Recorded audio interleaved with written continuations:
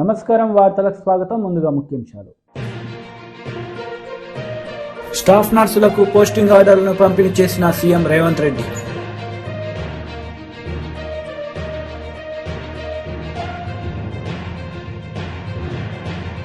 జాతీయ అధికార ప్రతినిధి కొమ్మారెడ్డి పట్టాభిరామ్ మీడియా సమావేశం. సీఎం జగన్ పై ఫైర్.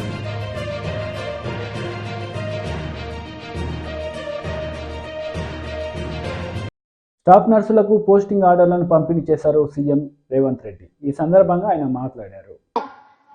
మేము ఉద్యోగాలు ఇస్తుంటే అవాకులు చవాకులు పలుకుతున్నావు కదా, ఒక్కసారి ఇక్కడున్న కెమెరామెన్లకు నేను వాళ్ళ సంతోషాన్ని చూడండి, ఆడబిడ్డల కళ్ళల్లో ఆనందాన్ని హరీష్ రావుకు వాళ్ళ మామకు చూపించండి. పేదోళ్ళ పిల్లలకు ఉద్యోగాలు ఇస్తే, ముఖ్యంగా ఆడబిడ్డలను ఆదుకుంటే ఆ సంతోషం ఎట్లుంటుందో ఆ కుటుంబానికి చూపించండి. మీ కుటుంబంలో ఉన్న వాళ్ళందరికీ ఉద్యోగాలు ఇవ్వడం కాదు, మా పేదోళ్ళ బిడ్డలకు వాళ్ళ కుటుంబాలలో చదువుకున్న యువతీ యువకులకు ఉద్యోగాలు ఇస్తే ఆనందం ఎట్లుంటుందో, ఈ మరవలేని ఆనందమైన క్షణాలు ఈ ఎల్బీ స్టేడియంలో నలుమూలల ఈ సంతోషం అలుపుకున్న ఈ పూర్తి వీడియోను అటు చంద్రశేఖరరావుకు ఇటు హరీష్ రావుకు చూపించాల్సిందిగా కోరుకుంటూ, ఈరోజు వైద్య ఆరోగ్య శాఖలో ఉద్యోగాలు నియామకాలు చేపట్టినాం. తొందరలోనే పోలీస్ శాఖలో ఉద్యోగాలను చేపడతాం. ఆ తర్వాత తెలంగాణ పబ్లిక్ సర్వీస్ కమిషన్ నుంచి అన్ని శాఖలలో ఉన్న ఉద్యోగ ఖాళీలను భర్తీ చేసే బాధ్యత మా ప్రభుత్వం తీసుకుంటుందని మాట ఇస్తూ, ఇక్కడ అందరికీ వివిధ జిల్లాల నుంచి ఈరోజు ఎంపికైన అభ్యర్థులకు అందరికీ కూడా అక్కడ కౌంటర్లు పెట్టినాం. ఆ కౌంటర్ల ద్వారా క్రమశిక్షణతో మీ నియామక పత్రాలు తీసుకోండి. కొంతమందిని వేదిక మీద సింబాలిక్గా ఇచ్చినా మీరు మీ కుటుంబ సభ్యులు మీ నియామక పత్రాలు తీసుకొని వెళ్ళి, ఈరోజు స్టాఫ్ నర్సులు అంటే కుటుంబ సభ్యులు,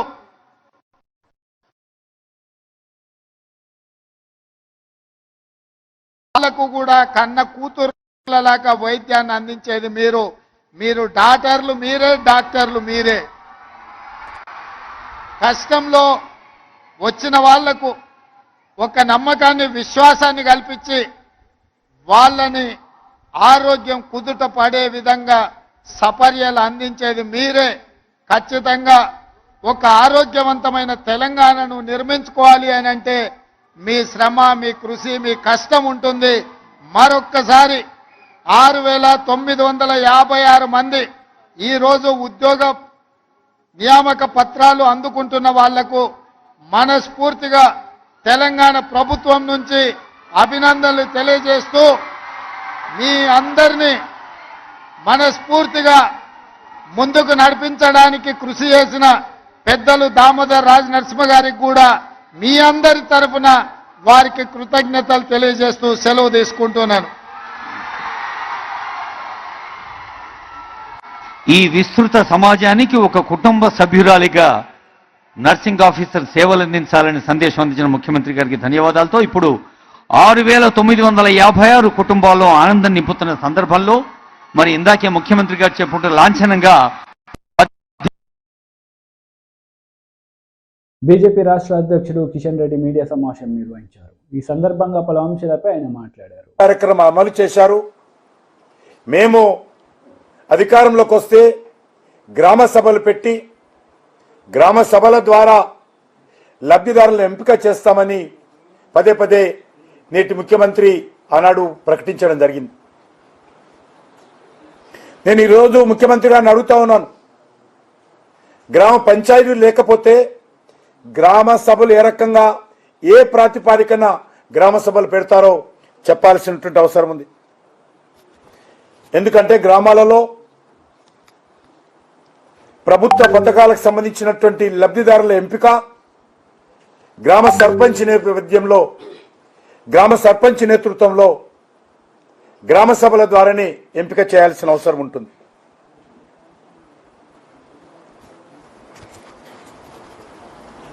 రాజ్యాంగం ప్రకారం 5 సంవత్సరాలకు ఒకసారి ఎన్నికలు నిర్వహించాలి. ఎప్పుడు నిర్వహిస్తారో తెలియదు. కానీ అప్పటి వరకు ఉన్నటువంటి సర్పంచులను మరి కొనసాగించాల్సినటువంటి అవసరం ఉంది.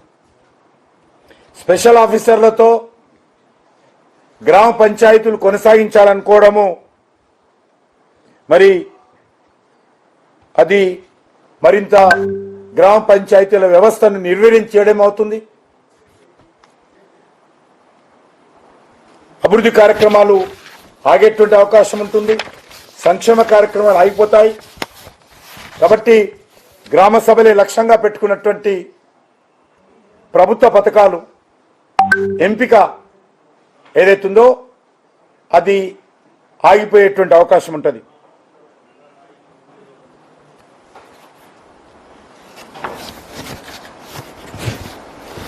ఏదైతే రాష్ట్ర ప్రభుత్వమో గ్యారంటీల పేరుతో హామీ ఇచ్చారో వాటిని గ్రామ సభల ద్వారా ఎంపిక చేయాల్సి ఉంటుంది. కాబట్టి పార్లమెంట్ ఎన్నికల వరకు ఆ యొక్క గ్యారంటీలను అమలు చేయకుండా గ్రామ సభలు పెట్టడానికి అవకాశం లేదు. కాబట్టి సర్పంచులు లేరు. కాబట్టి మేము ఎన్నికలైన తర్వాత ఈ యొక్క పథకాలను అమలు చేస్తాము గ్యారంటీ అనేటువంటి విషయంలో తప్పించుకునేటువంటి ప్రయత్నము ఈరోజు కాంగ్రెస్ పార్టీ చేస్తున్నట్టుగా కనిపిస్తుంది. కాబట్టి ఒక 73వ రాజ్యాంగ స్పిరిట్ ప్రకారము ఉన్నటువంటి సర్పంచులను కొనసాగించి వాళ్ళ నేతృత్వంలోనే గ్రామ సభలు పెట్టి ఎలక్షన్ కోడ్ కంటే ముందే ఏవైతే 6 గ్యారంటీలు అమలు చేయాల్సిందిగా ఈ సందర్భంగా డిమాండ్ చేస్తా ఉన్నాను.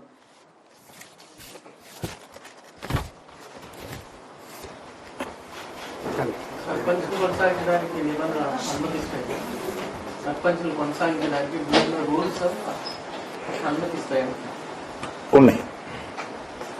సర్పంచులను కొనసాగించడానికి గత BRS leader Karne Prabhakar press meet నిర్వహించారు. ఈ సందర్భంగా పలు అంశాలపై ఆయన మాట్లాడారు. వర్కింగ్ ప్రెసిడెంట్ కేటీఆర్ గారి పైన మా పార్టీ సీనియర్ లీడరు ఎమ్మెల్యేగా ఉన్నటువంటి హరీష్ రావు గారి పైన నోటికి వచ్చినట్టుగా మాట్లాడడం దురదృష్టకరం. ఇవాళ పిసిసి ప్రెసిడెంట్గా ఉన్నటువంటి ముఖ్యమంత్రి హోదాలో కొనసాగుతున్నటువంటి రేవంత్ రెడ్డి గారి వ్యాఖ్యల్ని తీవ్రంగా ఖండిస్తా ఉన్నాం. బాధ్యత మర్చి మాట్లాడుతున్నటువంటి రేవంత్ రెడ్డి గారు బాధ్యతతోటి మీరు ప్రజలకు ఇచ్చినటువంటి హామీలని నెరవేర్చాలని ఒక బాధ్యత కలిగినటువంటి ప్రజల గొంతుకగా మారినటువంటి మీరు ఇచ్చినటువంటి హామీలను మాత్రమే ప్రజల ముందు పెట్టి ఈ హామీలను నెరవేర్చాలని అడుగుతున్నటువంటి ప్రతిపక్షంగా మేము అడుగుతా ఉన్నాం. నిజానికి మాకేం తొందర లేదు. మేమే చాలా స్పష్టంగా 3వ తేదీ నాడే ఫలితాలు వచ్చిన మరుక్షణం చెప్పినటువంటి మాట, కాంగ్రెస్ పార్టీ అధికారంలోకి రావడాన్ని అభినందిస్తూనే 5 సంవత్సరాల్లో వీళ్ళ హామీలు అధికారంలోకి రాగానే చేస్తామన్నటువంటి హామీలు, దీర్ఘకాలికంగా చేస్తామన్నటువంటి హామీలు తప్పకుండా అప్రమత్తంగా ఉండి ప్రజలకు చేర్చే విధంగా, ప్రజలకు అందుబాటులోకి వచ్చే విధంగా మా బాధ్యతను తీసుకుంటామనేటువంటి మాట చెప్పినాం. కానీ దురదృష్టం, రేవంత్ రెడ్డి గారు మాట్లాడుతున్నటువంటి భాష చూస్తే మా పార్టీ చచ్చిపోయిందని మాట్లాడుతూ ఉన్నాడు. నేను ఇవాళ రేవంత్ రెడ్డి గారిని అడుగుతా ఉన్నాను, సరే రేవంత్ రెడ్డి గారు ఇవాళ ఆ పార్టీలో అరువొచ్చిన నాయకుడు, ఆ పార్టీలో ఉన్నటువంటి నాయకులకు శక్తి సత్తా లేక అరువు తెచ్చుకున్నటువంటి నాయకుడితో ఇష్టం వచ్చినట్టుగా మాట్లాడిస్తున్నట్టు కనిపిస్తూ ఉన్నది. మేము సూటిగా ఒకటి అడుగుతా ఉన్నాం, ఈ దేశంలో ఉన్నటువంటి తెలంగాణ కాకుండా మిగతా 27 రాష్ట్రాల్లో కాంగ్రెస్ పార్టీ కేవలం 2 రాష్ట్రాల్లో మాత్రమే అధికారంలో ఉన్నది. అది అబద్ధపు హామీలు చెప్పి ఇష్టం వచ్చినట్టుగా వాగ్దానాలు చేసి ప్రజల్ని ఎమర్పాటు గురి చేసి ఓట్లు వేయించుకున్నటువంటి 2 రాష్ట్రాలు, ఒకటి కర్ణాటక, మరొకటి తెలంగాణ. ఈ 2 రాష్ట్రాలు మాత్రమే మీ పార్టీ ఉందన్నటువంటి విషయాన్ని మీరు మర్చిపోయి మిగతా 25 రాష్ట్రాల్లో మీ పార్టీ చచ్చిపోయింది అన్నటువంటి మాట మీరే చెప్తా ఉన్నారు. మిగతా 26 రాష్ట్రాల్లో కాంగ్రెస్ పార్టీ బొంద పెట్టబడ్డది అనేటువంటి మాట మీరే చెప్పడం మీ పార్టీకి మంచిది కాదు అన్నటువంటి విషయాన్ని ఈ సందర్భంగా రేవంత్ రెడ్డి గారికి గుర్తు చేస్తా ఉన్నాను. ఇవాళ ఈ దేశంలో కాంగ్రెస్ పార్టీ ఎక్కడా అధికారంలో లేదు. కేవలం అబద్ధపు హామీల ద్వారా వచ్చినటువంటి 2 రాష్ట్రాలు మాత్రమే. అది కూడా ఇవాళ కర్ణాటకలో ఏం జరుగుతుందో, తెలంగాణలో ఏం జరుగుతుందో ప్రజల ముందున్నటువంటి సత్యం, ప్రజలు చూసినటువంటి, ప్రజల కళ్ళ ముందున్నటువంటి సత్యం. కర్ణాటకలో ఉచిత హామీలని చెప్పి ఏం నెరవేర్చిండ్రు, తెలంగాణలో minister Chelluboina Srinivas Venugopalakrishna press meet నిర్వహించారు. ఈ సందర్భంగా టీడీపీ నేతలపై ఆయన మండిపడ్డారు. మన ఉద్దేశం ఏమిటి?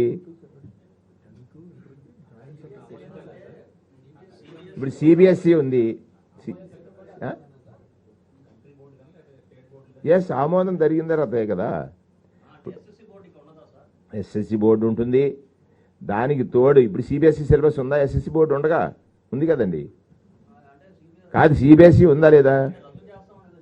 ఎవరు లేదు లేదు లేదు లేదు లేదు దానికి అంత మీ అనుమానాలు వస్తాయని నేను ఎక్స్ట్రా చెప్తున్నాను. ఇప్పుడు ఇంతసేపు చెప్పక్కర్లేదు, ఇది జస్ట్ ఆమోదించానని నువ్వు మాటతో చెప్పేయచ్చు, కానీ మీకు చిన్న అనుమానం వస్తుందేమో, అనుమానం నివృత్తి చేయడానికి నా ప్రయత్నం చేస్తానని. ఇంకా కావాల్సి డీటెయిల్గా దాని మీద ఇంకో ప్రెస్ మీట్ పెడదాం. ఇది క్యాబినెట్ నిర్ణయం వరకు చెప్తాను, డీటెయిల్ ప్రెస్ మీట్ మళ్ళీ ఇంకొకసారి పెట్టేయడానికి ట్రై చేస్తాను. అంటే ఒకటి, ఐబీ లాంటి ఎడ్యుకేషన్ ఎక్కడో దొరకంది, 7 నుంచి 36 లక్షలు అయ్యేటువంటి ఎడ్యుకేషన్ వాళ్ళ ప్రభుత్వ పాఠశాలలో తెచ్చినందుకు మీరు పెద్ద పతాక శీర్షికలు రాయాలి మా పత్రికలన్నీ. ఎక్కడో 7 లక్షలు ఖర్చు చేసి మొదలు పెడితే 36 లక్షల వరకు ఖర్చు చేయాల్సి ధనవంతుడు మాత్రమే చదవగలిగినటువంటి విద్యని ప్రభుత్వ పాఠశాలల్లో ప్రవేశపెడుతున్నటువంటి ఈ రోజు రేపు ప్రతి పత్రికలో పతాక శీర్షికన రావాలి. ఇది మా విద్యా విధానం. మనం స్టేట్ బ్రాండ్ కదా, మనం బ్రాండింగ్ చేయాల్సింది స్టేట్లో. అది దేశం అంతా చూస్తుంది, ప్రపంచం అంతా చూస్తుంది. చెప్పాను ఇప్పుడే నేను, జపాన్, దక్షిణ కొరియా మాత్రమే ఉన్నాయి వీటిలో ఐబీ ఎడ్యుకేషన్ సపోర్ట్ చేసింది. వాళ్ళు మన రాష్ట్రాన్ని ఎంచుకుని వచ్చి సపోర్ట్ చేస్తానన్నందుకు వారికి స్వాగతం పలుకుతున్నాం. రెండోది, అది అందుబాటులోకి రావడం ద్వారా మన విద్యార్థులందరూ కూడా చూడండి, గతంలో ఇంజనీరింగ్ చదవాలంటే ఎంత కష్టం, ఫీజు రియంబర్స్మెంట్ వచ్చిన తర్వాత ఎంతమంది విద్యార్థులు వచ్చారు, డాక్టర్ చదవాలంటే ఎంత కష్టం, ఇవాళ మెడికల్ కాలేజీలు పెరిగిన తర్వాత ఎంతమంది డాక్టర్లు పెరిగారు. ఇవన్నీ పాజిటివ్ మేనర్లో మనం థింక్ చేసినట్లయితే ఖచ్చితంగా అది అందుబాటులోకి వచ్చిన తర్వాత కేరళ ఎడ్యుకేషన్లో ఎందుకు ముందుకు వెళ్ళిందని అంటే ఎడ్యుకేషన్లో వాళ్ళు తీసుకున్నటువంటి కొన్ని నిర్ణయాలు, దాన్ని మించి మనం చేస్తున్నాం. అది దానికోసం మీరు పతాక శీర్షికను రేపు రాస్తే నేను చాలా ఆనందపడతాను యాజ్ ఐఎన్ఏపిఆర్ మినిస్టర్. ఏంటి అన్ని స్కూల్లో అంటే ఇప్పుడు ఏదైతే మన స్కూల్స్ అన్నీ కూడా ఐబీ స్టాండర్డ్స్కి పెరుగుతున్నాయి సార్. ఇప్పుడు మనం ట్యాబ్లు ఇచ్చాము, ఫ్లాట్ ప్యానల్స్ ఇస్తున్నాము, ఇప్పుడు ట్రైనింగ్ ఇస్తాము, టీచర్స్కి ట్రైనింగ్ ఇస్తాము, ఎడ్యుకేషన్ ఇన్స్టిట్యూషన్స్లో పనిచేసే వాళ్ళు అందరికీ కూడా ట్రైనింగ్ ఇస్తాం. అన్నీ కూడా జరుగుతాయి ఉన్నట్లో. ఇప్పుడు మన ప్రభుత్వ పాఠశాలల్లో తేవాలనేది దేశం మంది. సో ఆ స్టాండర్డ్స్కి పెంచాలి మన విద్యార్థులనే తపన. అడుగులు పడుతున్నప్పుడు అడుగుల్ని పరుగులుగా మార్చి, పరుగుల్లో పోటీలు పెంచి, పోటీల్లో మెడల్స్ సాధించేలా చేయాలనేది ముఖ్యమంత్రి గారి ఆలోచన. మీరు అడుగుల్లోనే ఆపేస్తున్నట్టు ఎట్లాగా? ఎస్, అన్ని స్కూల్స్ అదే. ఇప్పుడు ఏదైతే మనం ఫ్లాట్ ఛానల్స్ ఇచ్చామో, ఎన్ని స్కూల్స్ మనం సెలెక్ట్ చేసామో, అవన్నీ కూడా డీటెయిల్గా మనం వెళ్దాం.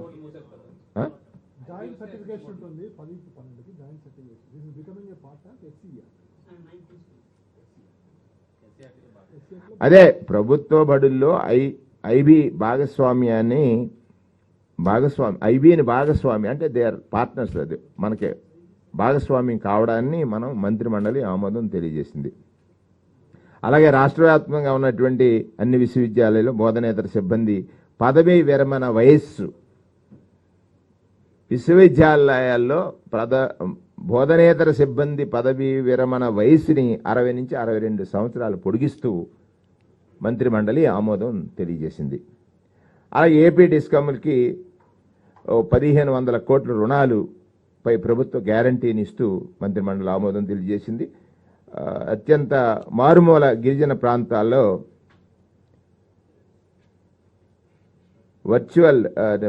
పర్టికులర్ వర్చువల్ ట్రైబల్ గ్రూప్స్కి PVGT ఇళ్లకు విద్యుత్ సౌకర్యం కలిగించాలని. అంటే ఇప్పటికి కూడా కొన్ని మారుమూల గిరిజన ప్రాంతాల్లో విద్యుత్తుకి నోచుకోనటువంటి పరిస్థితులు ఉంటే వాటికి సుమారు 89.98 కోట్లతో ఏపీ డిస్కమ్లు మంగళగిరిలో సామాజిక సాధికార బస్సు యాత్రలో పలువురు వైసీపీ నేతలు పాల్గొన్నారు. ఈ సందర్భంగా వారు ప్రసంగించారు. వాడి స్వేటర్ రంధ్రాల నుంచి కారణం చెమట వాసన తెలిసిన వ్యక్తి జగన్మోహన్ రెడ్డి గారు.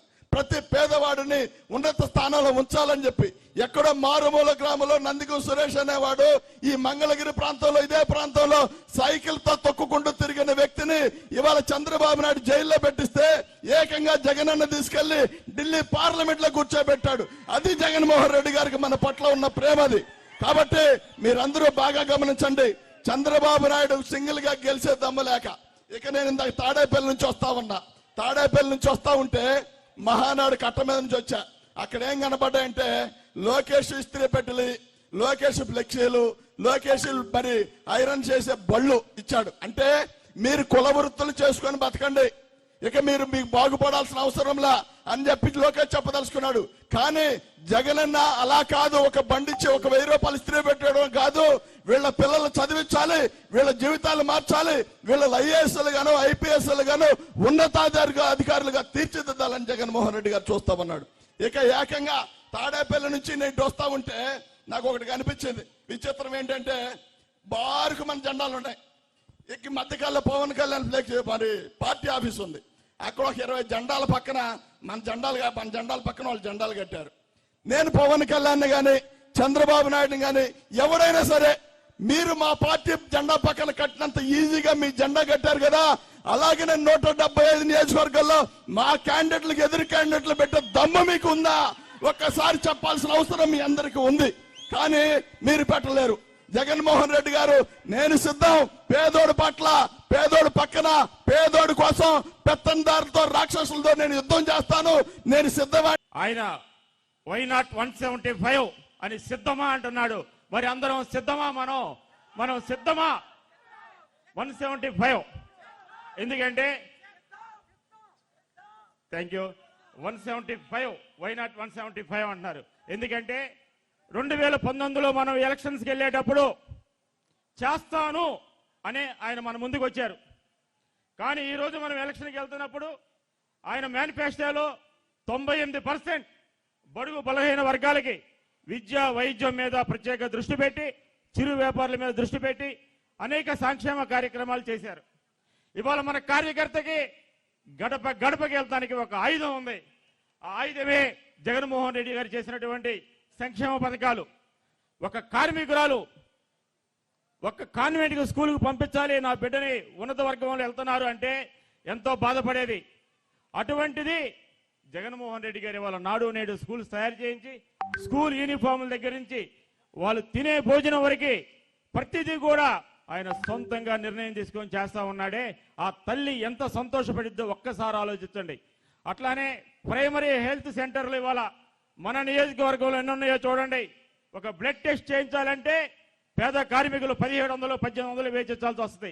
కానీ ఇవాళ ప్రైమరీ హెల్త్ సెంటర్లో 1700, 1800 ఇక్కడ ఫ్రీగా ఇచ్చి మళ్ళా హెల్త్ సెంటర్లో కూడా వాళ్ళ యొక్క డేటాను కూడా స్టోర్ చేసే విధంగా పెడతా ఉన్నారు. మరి ఇవన్నీ కూడా ప్రతిదీ కూడా మనం చెప్పాలి. అలానే ఆయన యొక్క పాదయాత్రలో చిన్న బడుగు బలహీన వర్గాలు, చిన్న చిన్న వ్యాపారాలు చేసుకునే వాళ్ళు, అన్నా మేము రోజువారీ వడ్డీకి తెచ్చుకుంటున్నాం, 5 రూపాయల వడ్డీలకి, 10 రూపాయల వడ్డీలకి మేము సంపాదించేది అంతా అయిపోతా ఉంది, ఏమి మిగలటం లేదు అనుకుంటే ఆయన రాసుకున్నారు. జాతీయ అధికార ప్రతినిధి కొమ్మారెడ్డి పట్టాభిరామ్ మీడియా సమావేశం నిర్వహించారు. ఈ సందర్భంగా సీఎం జగన్ పై ఆయన మండిపడ్డారు. మీటింగ్లో రెన్యూబుల్ ఎనర్జీ సెక్టర్లో అంటే సోలారు, విండ్, ఈ పంప్డ్ స్టోరేజ్ ప్రాజెక్టులకు సంబంధించి రెన్యూబుల్ ఎనర్జీ సెక్టర్లో దాదాపు 22,302 కోట్ల రూపాయల పెట్టుబడులకి ఆమోదం తెలిపినట్టు, తద్వారా 5,300 ఉద్యోగాలు కల్పించబోతున్నట్టు చాలా పెద్ద సినిమా చూపించే ప్రయత్నం చేశారు. ఇవాళ కొద్దిసేపటి క్రితమే ముగిసినటువంటి కేబినెట్ సమావేశంలో కూడా, మొన్న SIPB సమావేశంలో స్టేట్ ఇన్వెస్ట్మెంట్ ప్రమోషన్ బోర్డు మీటింగ్లో ఏ ప్రాజెక్టులకైతే ఆమోదం తెలిపారో, క్లియరెన్స్ ఇచ్చారో వాటన్నిటికీ వాళ్ళ కేబినెట్ ఆమోదం కూడా ఇవ్వటం జరిగింది. కొద్ది నిమిషాల క్రితమే కేబినెట్ మంత్రి వేణుగోపాలకృష్ణ గారు కూడా మీడియా ముందుకు వచ్చి చాలా గొప్ప ఘనకార్యం సాధించినట్టు, ఇదిగో మేము సోలార్ ప్రాజెక్టులు అన్ని వేల మెగావాట్లు, ఇన్ని వేల కోట్ల రూపాయలు పెట్టుబడి, ఇంతమందికి ఉద్యోగాలు అని చాలా గొప్ప బిల్డప్ ఇచ్చారు కొద్దిసేపటి క్రితం మీడియా ముందుకు వచ్చి. కానీ జగన్మోహన్ రెడ్డి వేసేటటువంటి ప్రతి స్కీమ్ వెనక ఒక స్కామ్ ఉంటుంది కదా. ఆయన వేసేటటువంటి ప్రతి అడుగులో కూడా ఒక అవినీతి మరక ఉంటుంది. ఆయన పాదం ఎక్కడన్నా పెట్టాడంటే అవినీతి మరక కంపల్సరీ, అది ఒక అవినీతి పాదం కదా. ఆయన వేసే ప్రతి ఒక్క అడుగు ఒక అవినీతి మరకని వదిలిపెడుతూ ఉంటుంది. ఆ రకంగా మొన్న SIPB మీట్లో, ఇన్వెస్ట్మెంట్ ప్రమోషన్ బోర్డు మీటింగ్లో కానీ ఇవాళ క్యాబినెట్లో కానీ ఆమోదం తెలిపినటువంటి ఈ ప్రాజెక్టులు, సోలార్, మరీ ముఖ్యంగా సోలార్ పవర్ ప్రాజెక్టులు ఏదైతే ఉన్నాయో దీని వెనక భారీ భూ కుంభకోణం ఉంది. వేల కోట్ల పెట్టుబడులు కాదు జగన్ రెడ్డి, వేల ఎకరాల భూపందారం చేస్తాం. వార్తలు ముగించే ముందు ముఖ్యాంశాలు మరోసారి. స్టాఫ్ నర్సులకు పోస్టింగ్ ఆర్డర్లను పంపిణీ చేసిన సీఎం రేవంత్ రెడ్డి.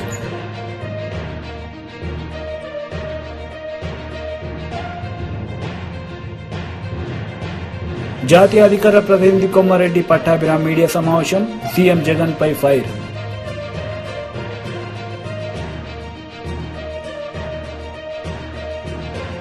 ఈ వార్తలు ఇంతటితో సమాప్తం. తిరిగి ప్రసారమయ్యే వార్తలు మళ్ళీ కలుద్దాం. అంతవరకు సెలవు. నమస్తే.